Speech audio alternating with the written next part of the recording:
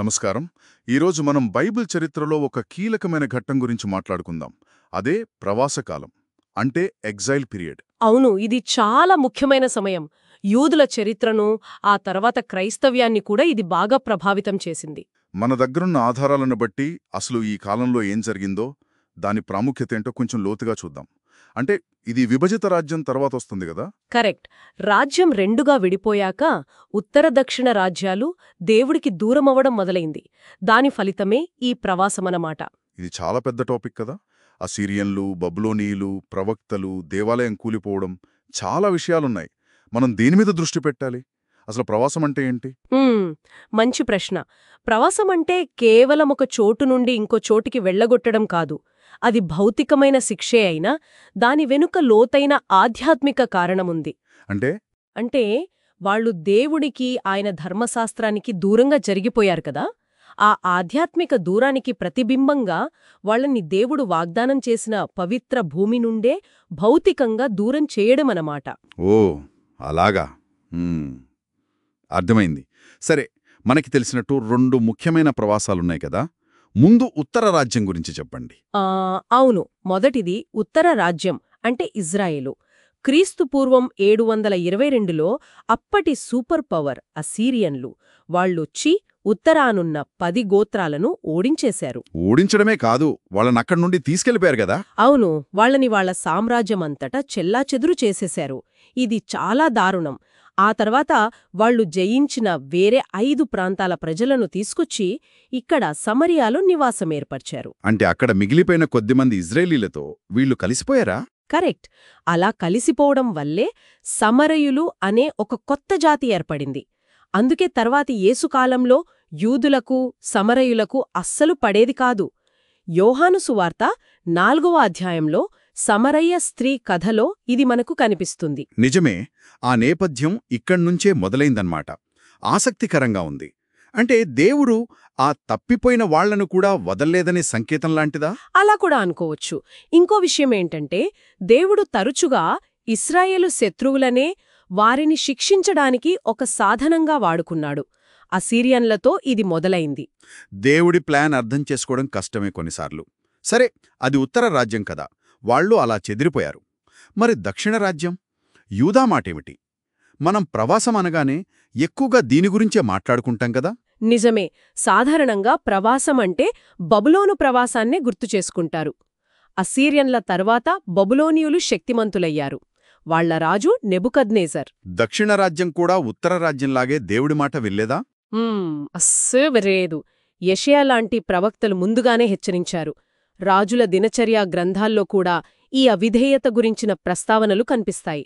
వాళ్లు మారకపోవటంతో ఈ బబులోను ప్రవాసం కూడా తప్పలేదు. ఇది కూడా ఒక్కసారిగా జరగలేదు, 3 దశల్లో జరిగింది. 3 దశలా? అవేంటి? మొదటిది క్రీస్తు పూర్వం 605లో. అప్పుడు దానియేలు లాంటి కొందరు తెలివైన యువకులను, రాజవంశీకులను బందీలుగా బబులోనుకు తీసుకెళ్లారు. దానియేలప్పుడే వెళ్ళిపోయాడా? అవును. ఇక రెండో దశ క్రీస్తు పూర్వం 597లో. ఈసారి ఇంకా ఎక్కువ మందిని ప్రవక్త యెహెజ్కేలుతో సహా పట్టుకుపోయారు. చివరిది అత్యంత ఘోరమైనది.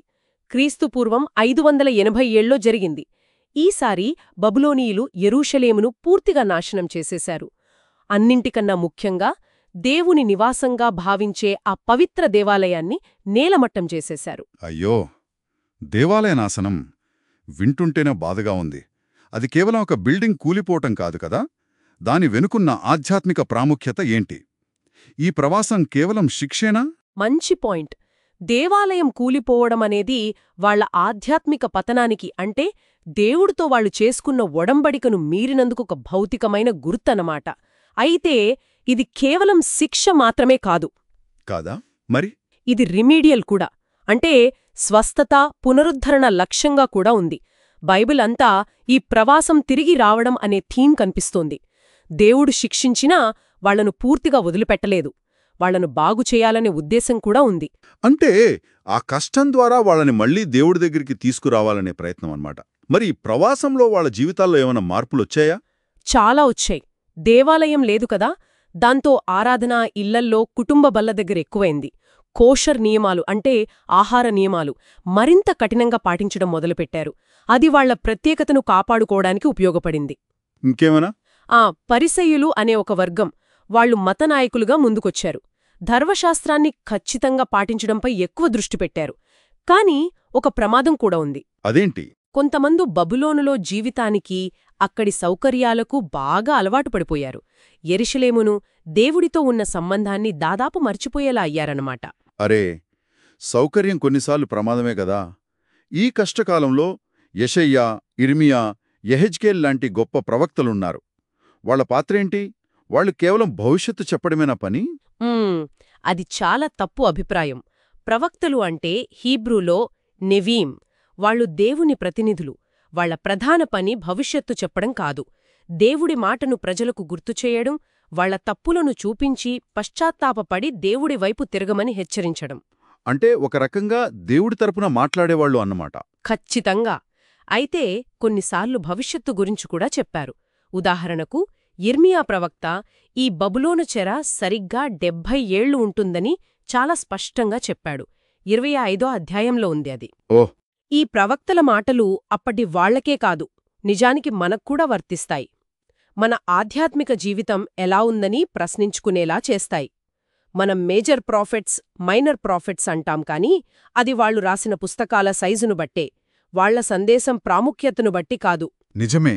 వాళ్ల మాటలు మనల్ని కూడా ఆలోచింపచేయాలి. మనం ప్రస్తుతమెక్కడున్నాం? ఆధ్యాత్మికంగా బబిలోన్లో స్థిరపడిపోయామా, లేక తిరిగి దేవుడి వైపు, యెరూషలేం వైపు నడుస్తున్నామా? అది చాలా కీలకమైన ప్రశ్న. కాబట్టి మొత్తం మీద చూస్తే ప్రవాసకాలమనేది ఒకేసారి తీర్పు, పశ్చాత్తాపానికి అవకాశం, చివరికి పునరుద్ధరణకు దారితీసిన ఒక సంక్లిష్టమైన కాలం. పాఠాలు మాత్రం ఎప్పటికీ విలువైనవే. అవును. చివరిగా ఒక ఆలోచనతో ముగిద్దాం. ప్రవాసం ముగిసింది. తిరిగి వెళ్లే అవకాశమొచ్చింది.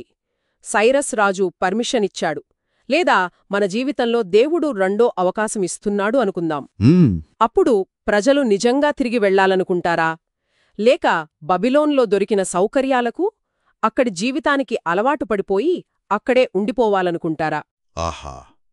తప్పిపోయిన కుమారుడు తిరిగి తండ్రి దగ్గరికి వచ్చినట్లు మనం రావడానికి సిద్ధంగా ఉన్నామా, లేక ప్రవాసంలోనే బాగుందనిపిస్తుందా? ఇది మనల్ని మనం వేసుకోవాల్సిన ప్రశ్న. మనం ఎక్కడున్నాం? నిజంగా ఎక్కడికి వెళ్లాలనుకుంటున్నాం?